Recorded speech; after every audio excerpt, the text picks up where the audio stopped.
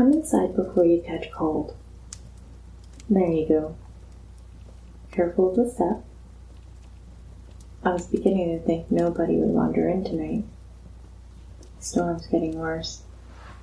You can probably hear it in the windows. Most people don't stop here anymore. Not this late. Not after the rumors started. But I've always thought old bookshops feel safer during storms. Like little shelters hidden between worlds. Go ahead and sit near the fire if you'd like. You look exhausted. No, really, you do. Like someone who's been carrying too many thoughts around for too long. It's alright. You can rest here for a while. The kettle's still warm if you'd like tea. I made too much again. I always do that when it rains. The shop changes during storms. You notice how certain places feel different at night? Not frightening exactly, just older. I think buildings remember things, especially places filled with stories. Some nights when the weather's like this, I can almost imagine all the old conversations still living inside these walls. Every person who wandered through here looking for something.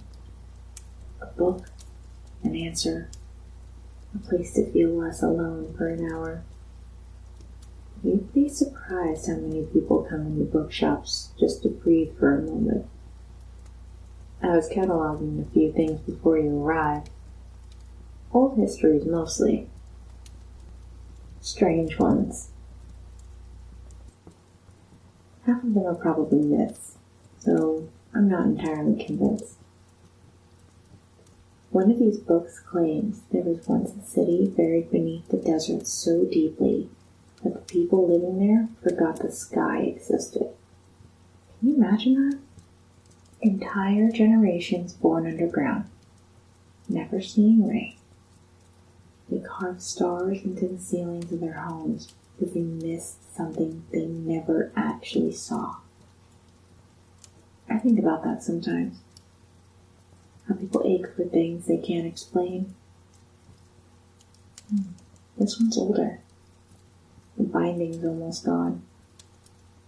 No title, no author, just symbols. The language reminds me of Phoenician script, maybe mixed with something older. Trade routes, constellations, ocean markings, and notes in the margins from someone who clearly believed every word. They wrote about a library that moved, not metaphorically, an actual place. A collection of books carried from city to city over centuries, so wars could never destroy it. Some nights it stayed in the mountains and monasteries. Other nights hidden beneath temples. Sometimes inside ordinary homes where no one would think to look.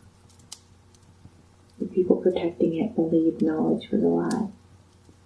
The stories themselves were sacred things. And honestly, I think they may have been right. The world feels strange lately, doesn't it? So loud all the time. Everyone rushing, everyone exhausted. I don't think human beings were meant to live with so much noise surrounding them constantly. I think ancient people understood rest better than we do. They understood silence, firelight, conversation.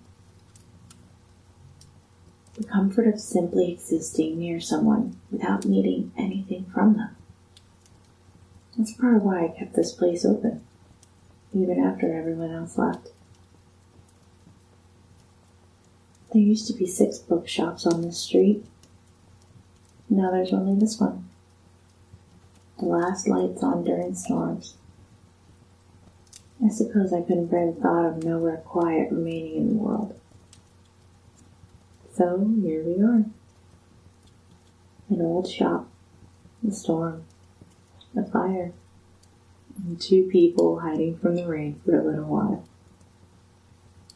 You know, most people think magic would feel dramatic. Golden light, ancient prophecies, great impossible things. But I've always suspected real magic is quieter than that. I think it's found in moments where time briefly slows down, when someone finally feels safe enough to rest, when a storm forces the world to become still for a few hours, or when you open an old book and somehow it understands exactly who you were the moment you touched it. There's a passage in this one I've always loved. It says, "There are places in the world where weary travelers may still hear the earth dreaming.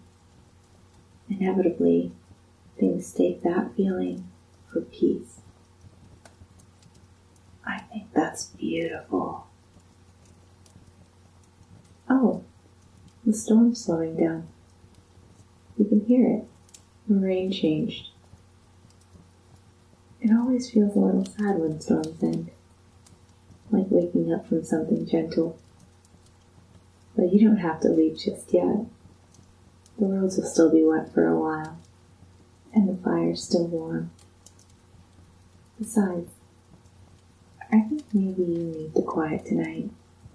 So, stay a little longer. Listen to the rain while it lasts, and let the rest of the world wait for you outside. This has been Tea and Chapters, and I'll see you in the next chapter.